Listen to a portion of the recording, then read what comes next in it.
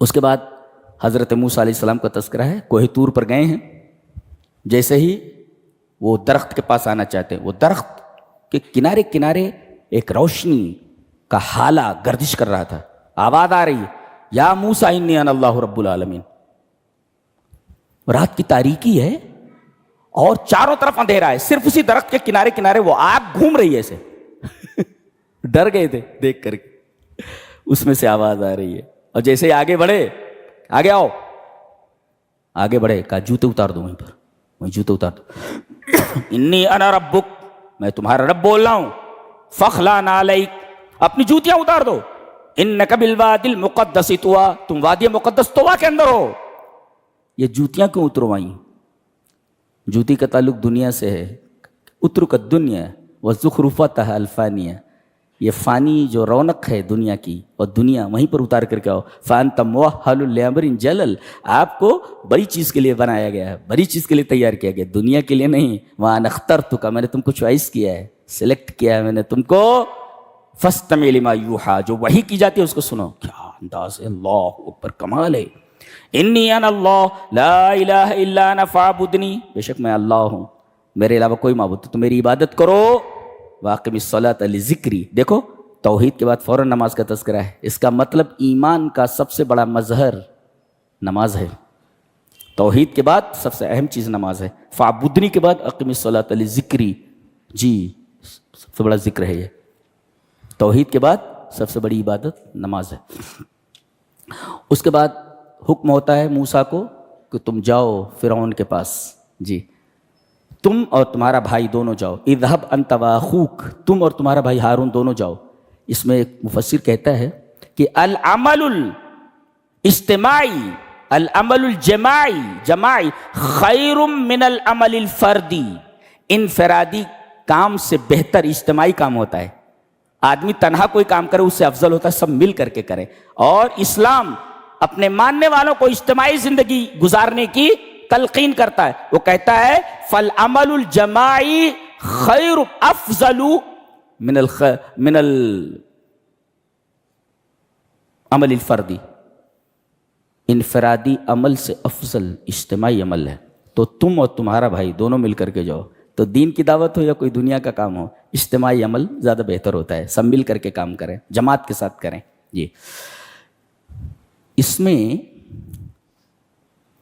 3 بدبختوں کا تذکرہ ہے، 3 اشقیاء کا، اس لیے کہ کہا گیا نا کہ قرآن اس لیے نہیں نازل ہوا کہ آپ شقی ہو جائیں، 3 انلکی لوگ ہیں، 3 انلکی لوگ ہیں کیا کتاب ہے۔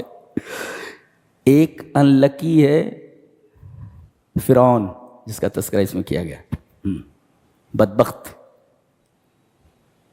موسیٰ علیہ السلام کی بات پر ایمان نہیں لایا، ایک انلکی وہ ہے، اور دوسرے کا تذکرہ کیا گیا ابلیس، اس کا تذکرہ یہاں ہے، اور تیسرے سامری، اس کا تذکرہ کیا، یہ ایک عجیب و غریب مخلوق ہے، یہ حضرت موسیٰ کے ساتھ جب آپ نکلے تھے مصر سے، یہ بھی ساتھ ہو گئے، منافق تھا یہ، حضرت موسیٰ علیہ السلام جو کوہ طور پر گئے تو اس نے یہاں کے کمزور اعتقاد والے مردوں کو اور عورتوں کو اپنے جھانسے میں لے کر کے سارا سونا اکٹھا کیا اور ایک بچڑا بنا دیا، اور اس طرح بنایا کہ جب ہوا اندر جاتی اور جب وہاں سے نکلتی تو جیسے بیل کی آواز ہوتی تھی ایسے نکلتی تھی، کہا یہ معبود ہے تمہارا، وہ وہاں لینے کے لیے کیا گیا ہے موسیٰ، یا موسیٰ کا بھی معبود، وَإِلَٰهُكُمْ وَإِلَٰهُ موسیٰ، یہ تمہارا بھی معبود اور موسیٰ کا بھی معبود، وہاں کوہ طور پر کیا لینے کے لیے گیا ہے موسیٰ، یہ سب گمراہ کر دیا، سارے لوگوں کو اس نے بچڑے کی پرستش میں لگا دیا اس بدماش نے۔ تو ایک ہے فرعون، اور دوسرے ہے شیطان، اور تیسرے ہے سامری، اور عجیب بات یہ ہے تینوں کے بارے میں، انہم لن یکتفوا بشقائہم بل سعوا الی اشقاء غیرہم، یہ خود بھی بدبخت ہوئے اور کوشش کی کہ دوسرے لوگ بھی بدبخت ہو جائے، ایک ہوتا ہے آدمی خود بدبخت ہو جائے اور ایک ہے خود بدبخت ہو جائے۔ دنیا کیا اندھا کیا چاہے، 2 آنکھیں، لیکن وہ چاہتا ہے پوری دنیا اندھی ہو جائے، خود تو اندھا ہے ہی، چاہتا ہے پوری دنیا اندھی ہو جائے، تو یہ ایسے ہی اندھے تھے، یہ چاہتے تھے پوری دنیا اندھی ہو جائے، انہوں نے اپنی ہی بدبختی پر اکتفا نہیں کیا بلکہ انہوں نے کوشش کی کہ دوسرے لوگ بھی بدبخت ہو جائے۔ کیا وَأَضَلَّهُمُ السَّامِرِي، سامری خود گمراہ تھا، اور گمراہ کر دیا ان کو سامری نے. دیکھو خود گمراہ ہوا، گمراہ کر دے رہا. اچھا وَأَضَلَّ فِرْعَوْنُ، دیکھو فرعون نے گمراہ کیا، خود تو گمراہ تھا، گمراہ کیا. اور شیطان فَوَسْوَسَ لَهُمُ الشَّيْطَانُ، خود گمراہ تھا، اور حضرت آدم علیہ السلام کو بھی اس نے گمراہ کیا اور جنت سے نکلوا دیا. یہ تین ہستیاں ایسی ہیں کہ خود بدبخت ہیں اور دوسروں کو بدبخت بنانے میں پوری لائق. دونوں نے تو لگا دی، چلے گئے، ایک اب بھی لگا رہا ہے، مسلسل لگا رہا ہے. کون؟ شیطان. اللہ اکبر.